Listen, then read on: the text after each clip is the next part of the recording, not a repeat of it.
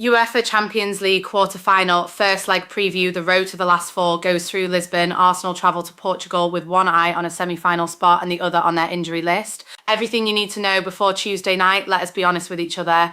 The last 2 weeks have not been easy for Arsenal fans. 2 cup defeats in back-to-back weekends, dreams of a quadruple gone, a treble gone soon after, and now when you thought things could not get any more complicated, the team is heading to Lisbon to face Sporting CP in the Champions League quarter-finals without one of their most important defenders. But here is the thing, this is Arsenal, this is the Champions League, and if the last few months have taught us anything, it is that Mikel Arteta's team knows how to find a way when it matters the most.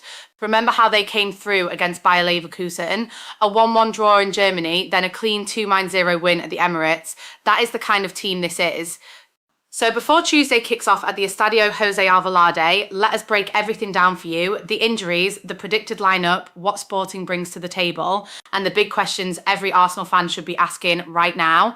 54.6% Arsenal win probability, second consecutive UCL semi-final chase, August 2025, last Sporting home defeat. The context, what kind of shape is Arsenal really in right now? This is the question that every Arsenal supporter has to sit with before this game.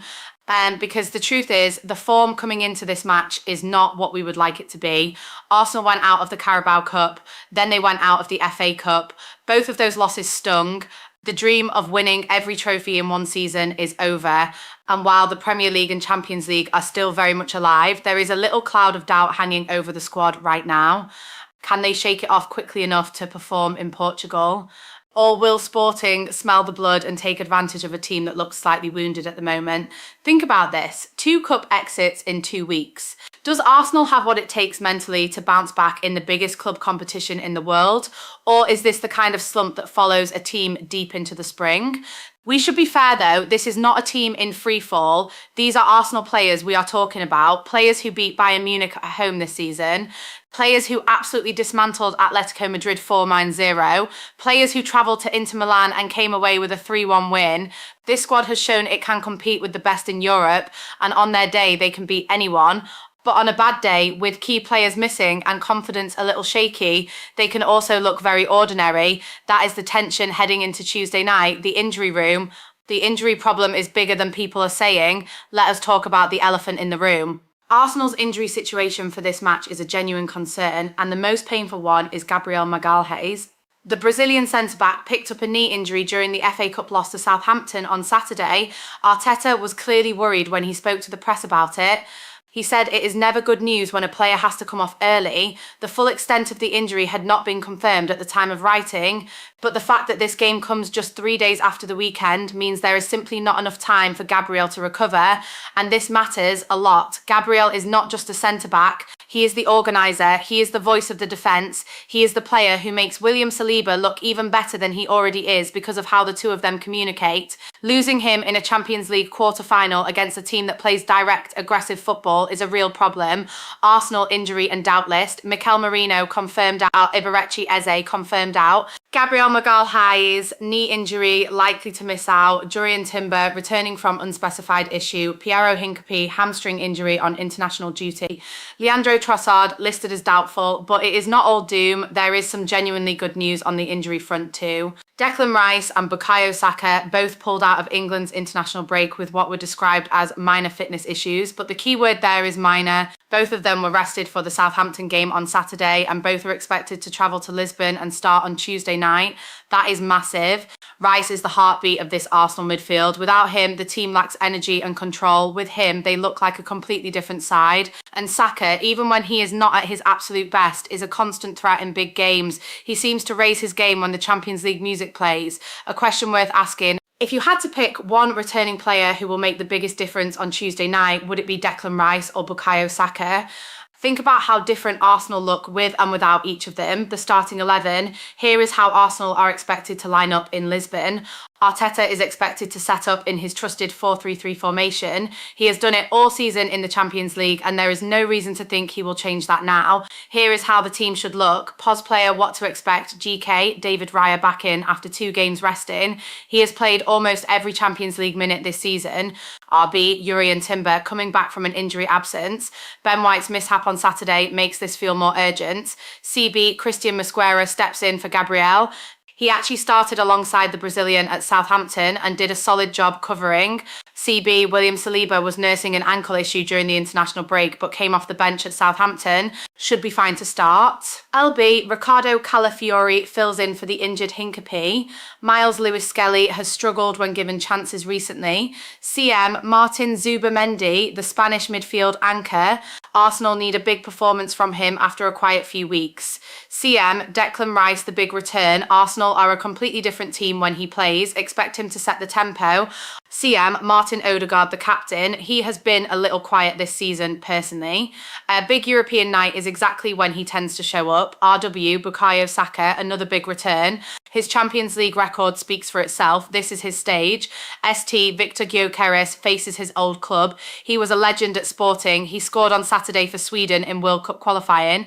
The man is in form. LW, Gabriel Martinelli, kept his place despite the incident with the referee at Southampton. Arteta trusts him for this one. Victor Gyökeres goes back to the ground where he became a star. He scored on Saturday. He has been in this form all season. Sporting are going to have to deal with a man who knows exactly where all their weaknesses are. The defence question, can Mosquera really fill Gabriel's shoes at this level? This is the conversation that every Arsenal fan is having right now. Christian Mosquera is not a bad player. Let us be clear about that. He started the Southampton game and he did okay. He made some important interventions when things got difficult, but this is the Champions League quarter-final. This is a different pressure, and Sporting CP are not Southampton. They have players who can hurt you with pace and movement, and the partnership between Mosquera and Saliba has not had much time to develop. Saliba is world class. On his best day, he can handle almost anyone, but defenders rely on their partner. They communicate, they cover, they build trust over months and months of playing together. Mosquera stepping in cold into a game this big is a genuine risk.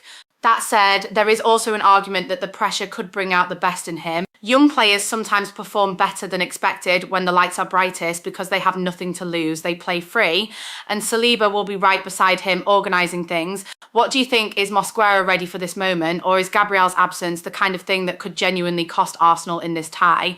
Drop your thoughts in the comments below. The opponent do not sleep on Sporting CP because they are dangerous. Some Arsenal fans are looking at the win probability numbers, seeing that Arsenal are favoured at 54.6% and assuming this is a comfortable one. Please do not make that mistake. Sporting CP are a proper football club and they are dangerous at home. The first thing you need to know is that Sporting have not lost a single home game since August 2025.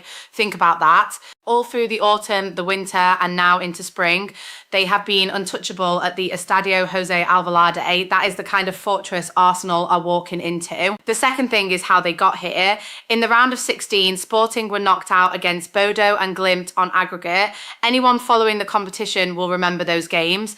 Sporting were trailing and looked done. Then they came back. They did not just scrape through. They completed a proper comeback. That is a team with serious character and belief. And this is their first Champions League quarter-final since the competition was rebranded. This is a big moment for them. Their fans will be incredible. The atmosphere at Jose Alvalade is going to be electric. Sporting will not be nervous. They will be pumped. Let us think about this together. Arsenal have been brilliant in Europe this season, winning at Inter Milan, hammering Atletico 4-0 and beating Bayern at the Emirates. But they have also looked fragile in domestic games lately. Which version of Arsenal shows up in Lisbon on Tuesday night? The special story. Victor Gyökeres against his old club is the story of the night. We have to spend a moment on Victor Gyökeres because this storyline is genuinely special. Gyökeres was at Sporting CP before he joined Arsenal. During his time in Lisbon, he did not just do well, he dominated Portuguese football. He scored goals at a rate that made the whole of Europe take notice. He was the player everyone wanted. He was the reason Sporting fans went to games with excitement. He was a hero there. And now he is coming back in the Champions League, wearing Arsenal red, playing against the club that loved him. To make it even more dramatic, Gyökeres scored on Saturday. He was playing for Sweden in World Cup qualifying and he put the ball in the net. He is currently in peak form. He is sharp, he is confident, his legs are fresh, his head is right.